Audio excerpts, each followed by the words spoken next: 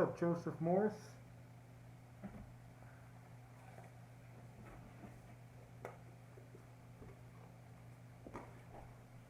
What's going on, guys? I'm doing a live stream today because it's been a few days since I've been able to upload anything. It's going to give it a few more seconds. We're about 40 seconds in.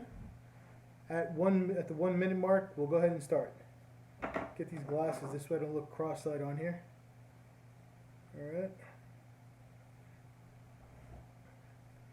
You know, a lot of people ask me in the comments, why do I always wear glasses? And it's because when you're looking at the camera, if you're not looking directly at the lens, it becomes very awkward for the viewer when they're watching the video. Hey, what's up? What's going on, Tony? Alright, we're already at 1 minute and 15 seconds. Let's go ahead and get this started now. Alright, so this is what's going on. For you guys that didn't hear this in my previous video, I had to go into surgery this past Friday for my knee. Ever since I got the surgery done, I've been like limping around. And my Jeep being lifted with the big tires, I can't even get inside or out of my Jeep. I've been pretty much just like laying around all weekend, haven't been able to do anything, which I feel very, very guilty about because it's not in my personality. Should I put 37s or 35s? All right, we'll do a Q&A at the end of this video. At the very least, I owe you guys that. We'll do a Q&A at the end of this video. Again, I just wanted to explain to everybody that the reason why I haven't been uploading any videos lately is because the surgery that I had done this past Friday, I wasn't able to record anything this weekend, and I typically record multiple videos on the weekends and then publish them throughout the week. So since I wasn't able to do that this week, I'm not on my regular schedule yet, but I promise by the end of this week or like this weekend, I'll definitely be filming a bunch of new videos this way. But we're going to be back to our regular schedule by next week, you know, which is my regular schedule typically has been like Mondays, and I'll start posting almost like every other day, kind of, you know, more or less posting at least 3 videos minimum a week. But yeah, not being able to get in or out of the Jeep, obviously I can't really film any Jeep videos. So I can't really be like jumping into the Jeep. But anyway, that was that. So anyway, right now, anybody who has any questions, go ahead, shoot. Somebody was asking about what size tires they should get for their Jeep.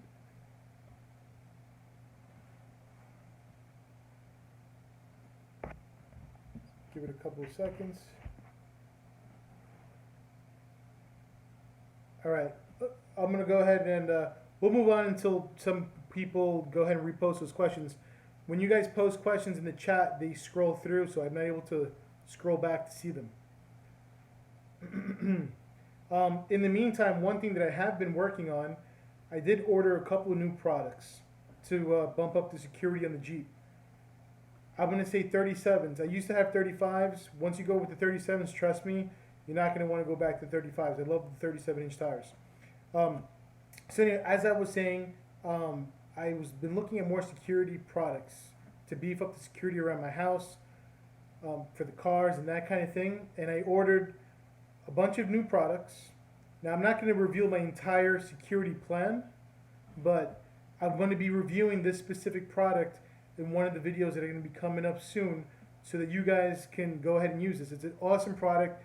Think of like Mission Impossible. You know when you kind of go into one of those rooms where like the bad guys and go steal something and you have like these lasers all over the place? Think of like a similar type of scenario, but for protecting your vehicles. They're pretty awesome. All right, now back to some of the questions. Yeah, with the 35s and the 37s, like I said, I used to have the 35s and I absolutely love the 37s. In fact, even right after I got the 37s, I was kind of like questioning, did I go big enough? But I feel like 37s is definitely is my minimum when it comes to the Jeep from now on. Especially, my Jeep's not even really a daily driver. I drive it on the weekends or go take it off-road. But I would definitely even daily drive a Jeep on 37s. It's pretty awesome. Let's see if we have any more questions on here. Yeah, so tomorrow, like today I was already, I had to be back at work. Tomorrow I'm back to work also. I'll be working all week. So that's the reason why I film most of my videos on the weekends. All right, Drew, I'm looking for a 3.5 or 4.5. Okay, so Drew's asking, he's saying he's looking for a 3.5-inch lift or a 4.5-inch lift. My response to you is going to be, what kind of fenders are you going to go with? Are you going to go with flat fenders, or are you going to have like the regular stock full fenders? Because that's going to influence your lift size. Meaning, if you go for a 4.5 inch lift and then you decide to do flat fenders with 37s, I feel like you're going to have too much wheel gap. All right, so if you're going to go with the flat, then you could do like what I did. I did the 3.5 inch with the flat fenders, and the big fat 37-inch tires is going to fill in a lot of that wheel gap. Because I've seen other people who sometimes do like I've seen people who do like a 3.5 inch lift and 35s, and there's just so much gap in there, it almost makes your tires look tiny. Also, the wheel size, depending on the look you want to go for, you should really consider doing like I did 17-inch wheels because I wanted a lot more rubber, I wanted a lot more meat on the tires. If you go and you get 20-inch wheels, you're gonna have that look like like the sports cars that have like the low profile on the tires, and that's not. I mean, for some people, if that's the look you want, then great. But I know most Jeepers prefer to have like the rugged, big fat tire because it's gonna protect your wheel, especially when you're going through the trails and the rocks and that kind of thing. I mean, think about it. I got 37-inch tires with 17-inch wheels, and I already scratched up my wheels a little bit on one of my recent off-road trips from the rocks.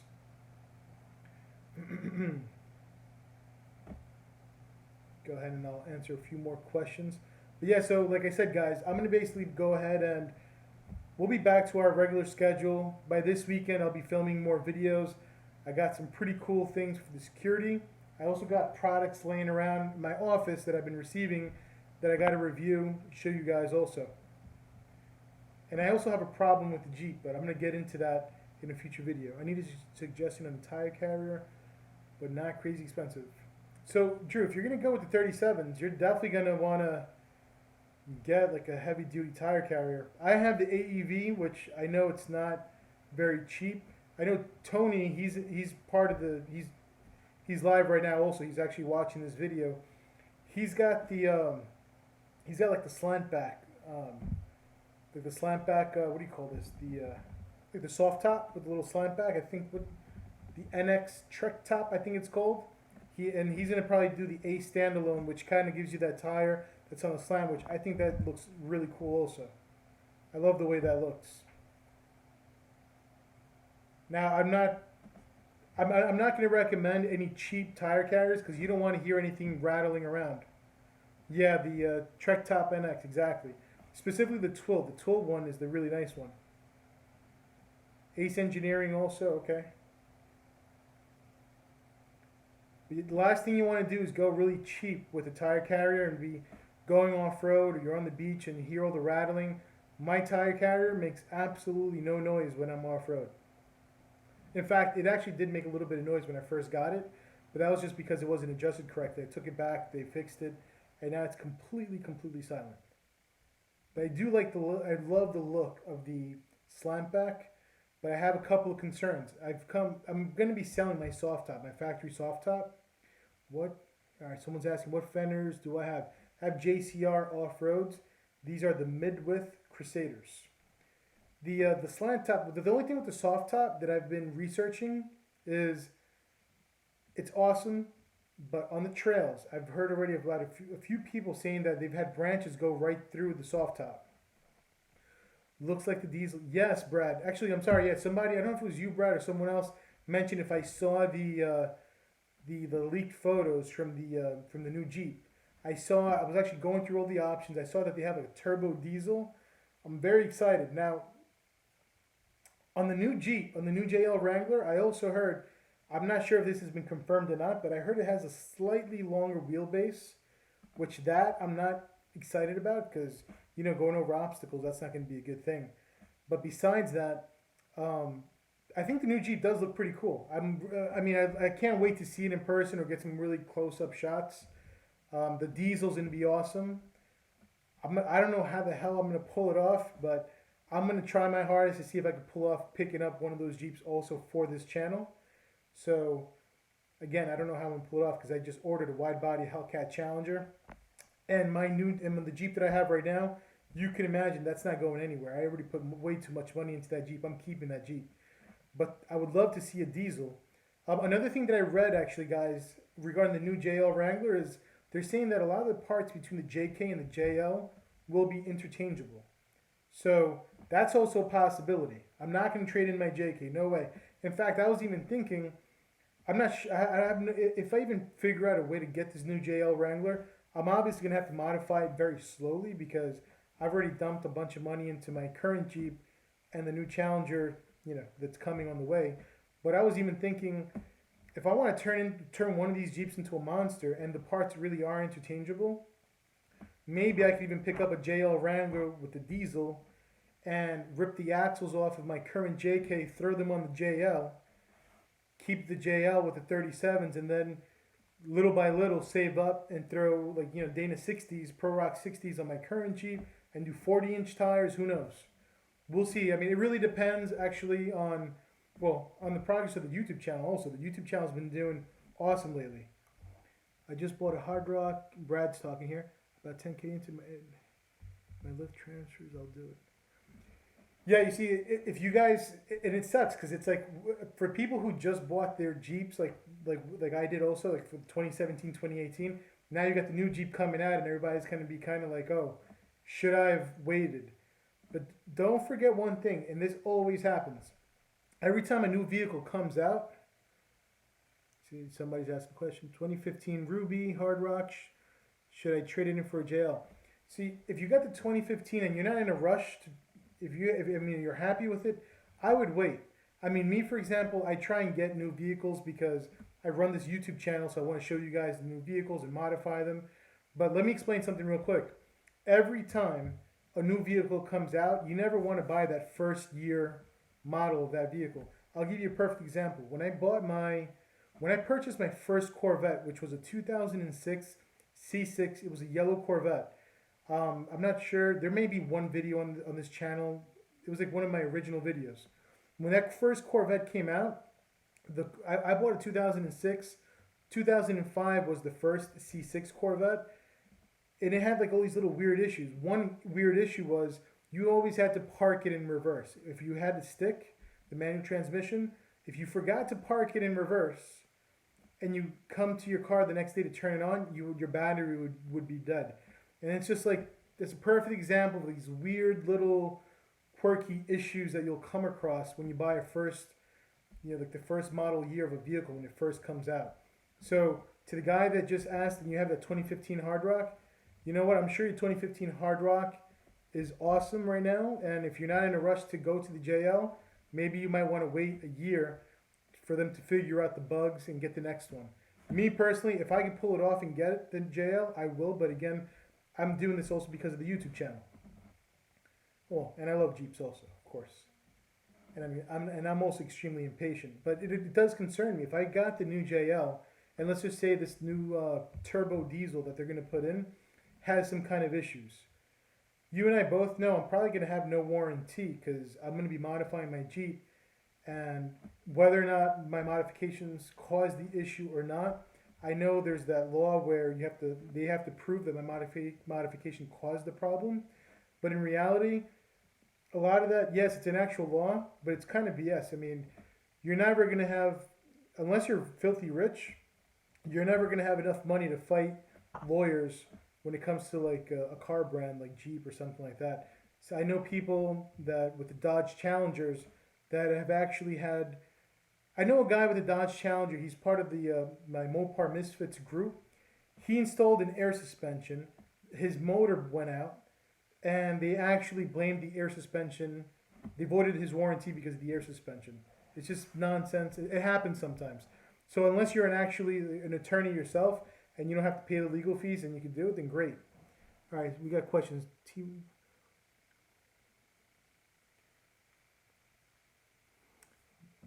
See, I have no idea. I haven't seen any pricing on the diesel. Like, I don't know. Is that diesel going to be available only for the top end Jeeps, or will they offer a diesel like in a sport?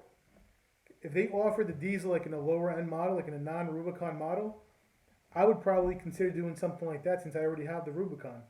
And I mean, even so, for example, when I was going to go buy my Jeep, I wasn't even going to buy a Rubicon Hard Rock this time. I was originally thinking to get like a sport, and I was going to rip out the axles, do Pro Rock 60s, and do 40-inch tires.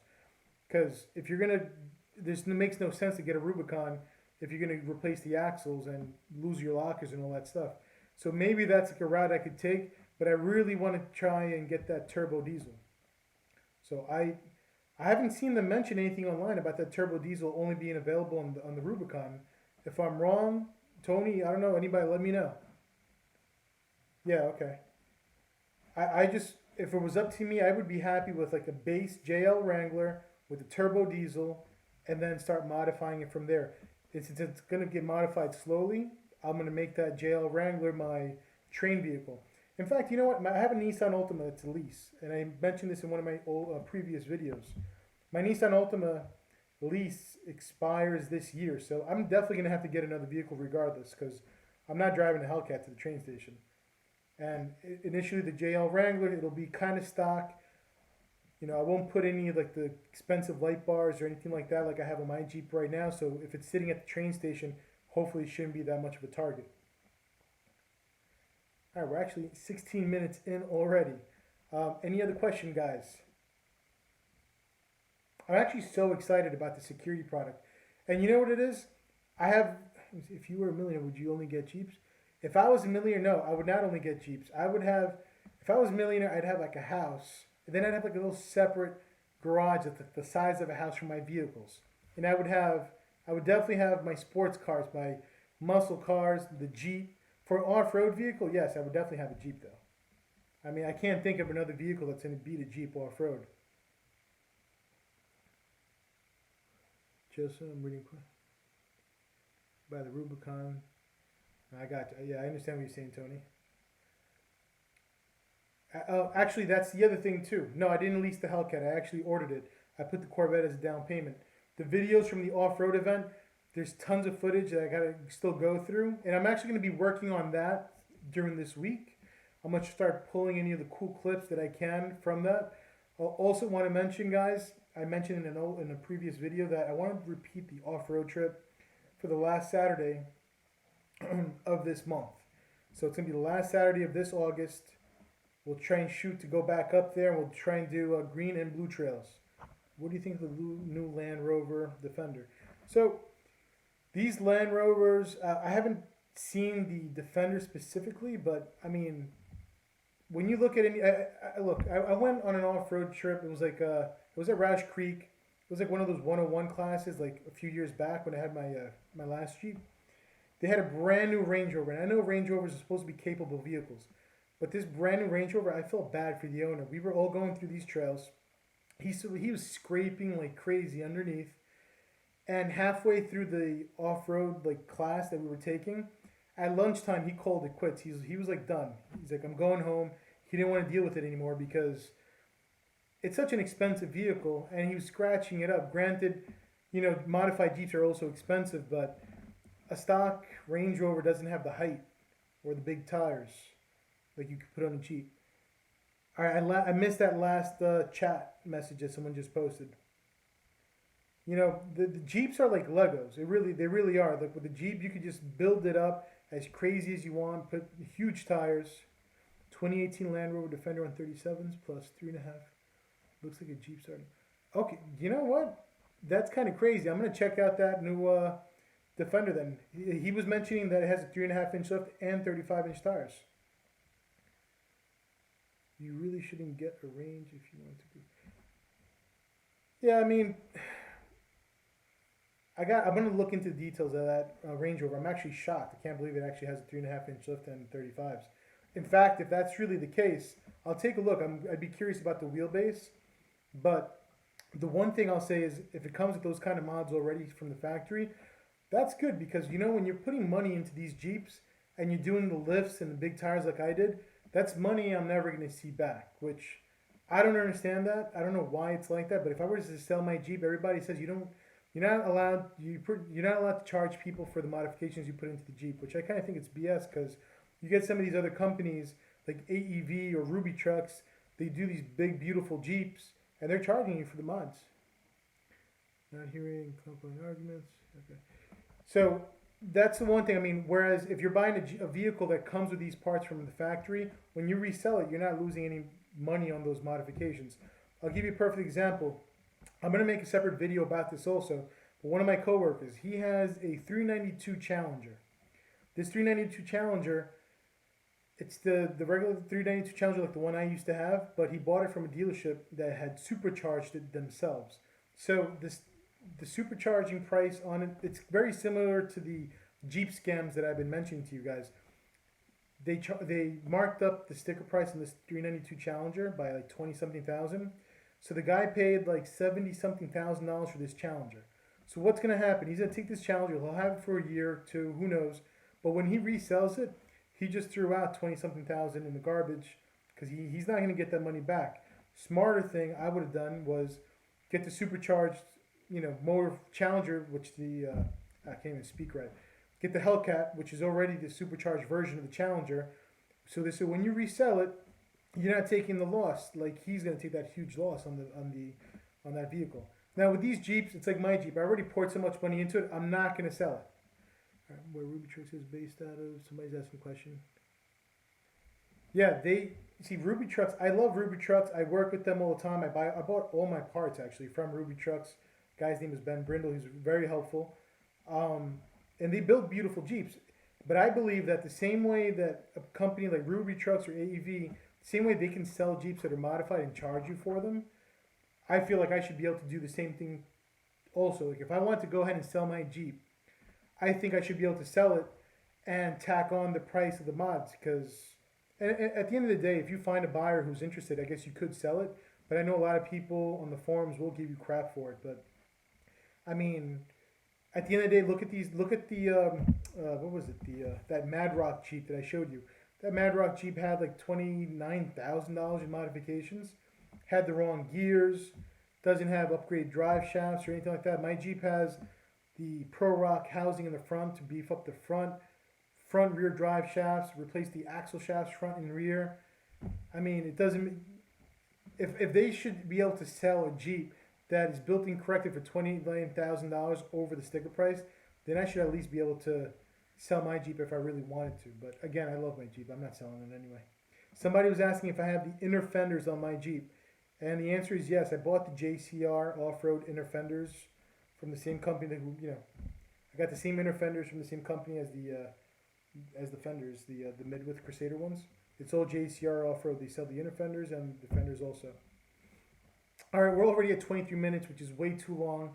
I already know I'm going to start getting a bunch of comments from the Jeep, from all the haters tomorrow for having like a video that's 23 minutes long. Do you have the rear inner? No, you know what? I don't. I did not buy the rear inner fenders. I just have the plastic liner. The shop just cut it. I was told not too many people bother getting the rear inner fenders. It's more noticeable on the front. It's not a big price difference to get it on the rear, but like I said, I didn't feel like it was necessary. I have the black. If you rip out the plastic inner fender, then yeah, go ahead and get it. But if you could just cut that inner fender, the plastic one, you should be fine. What Jeep should I get that has the best security system? See, okay, Moneymaker's asking what Jeep should he get that has the best security system. All right, the questions are scrolling through. I'm going to answer one question at a time. Security system, there's no Jeep you're going to buy from the factory that's going to have the best security system. You're going to have to add a security system.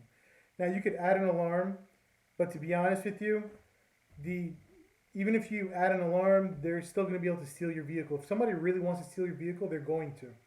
Now, what am I doing? Without me revealing my full security plan in my house, I mean, my house has a home security system by a company who's monitoring it. I also have a second home security system with home automation that ties into the cameras, sensors. It can even call the police. Calls me first though, and I can have it call the police at the same time. There's going to be cameras in the front that are watching the vehicle, cameras in the rear of the house, on the sides. Now, I'm also doing something with these cool little lasers that are going to be also help to monitor and watch the house, putting up signs. What you could do is just make it difficult. If you make it difficult for someone to steal the vehicle, you're not going to make it impossible for someone to take the vehicle, but make it difficult. And what they'll do is they'll probably, hopefully, skip over your vehicle and go hit the next target. I had somebody that tried stealing my Tahoe once. I used to own this is back then when I really had no clue. I used to have a 2002 Tahoe where I thought I had like, it was a Z71, which is like their off-road version. I thought I had like this badass off-road, vehicle, and I loved that Tahoe. I was really young back then, and Tony's laughing about my laser beams. You're gonna see, man. It's actually really cool. Anybody who owns a home can definitely take advantage of it. But anyway, this 2002 Tahoe, back then, I found this alarm company who was selling an alarm, which was very similar to the way the Viper alarm today works. Back then, it wasn't a very popular alarm system, but this is like, I'm talking about back in 2002. I had an alarm system on that Tahoe that would call me. I could actually turn on the vehicle from my phone. I can call it. It was doing like all the cool things that today's alarms do, but back then it wasn't really available. The alarm had a feature where the entire vehicle goes into lockdown mode if it thinks it's being stolen. And someone tried to steal it from the Ronkonkoma train station back then, and what ended up happening was my vehicle went to lockdown mode. I got to my vehicle. I wasn't even able to turn on my own vehicle with my key because it was in this lockdown mode. But when I got there, cops were already there. And what happened was thieves tried to steal mine. They weren't able to. And they ended up stealing the person's car that was parked right next to mine, which is why the cops were there while they were filling out a police report. Like I said, get yourself wheel locks. If you could put like a club or something on your steering wheel, that's not going to stop them. But if you could add layers of security. It's the same way like when I'm designing. The reason why I go so crazy with this stuff, I'm so detail oriented when it comes to security, because that's what I do for a living, and I build like corporate networks for financial companies and all kinds of companies. And when it comes to security, you want to have multiple layers. It's very, very important. And I'm doing the same thing with the Jeep. You could go ahead and have like a GPS tracking system on your Jeep. You could have two. You could have like the Viper one. Maybe have like a low jack, throw on the wheel locks, just layers, lots of layers of security. Now my Jeep, I'm probably being overly paranoid, but I keep my Jeep locked up indoors now. I don't even have it outside anymore. But I'm really not too worried about my Jeep here just because of all the cameras, sirens. I know this shit sounds crazy, guys, but there's actually cameras watching my Jeep directly where if a person even goes by it, a siren will go off, and I have it set kind of high so that like a cat or a dog won't make it go off. A siren will go off. That will link up to the home automation, and it can actually trigger my home security system. Again, how many cameras and how many lasers and stuff like that, I'm not going to reveal those details, but I'm going to show you some of the products in my office. I'll show them on camera so you guys could, use them also.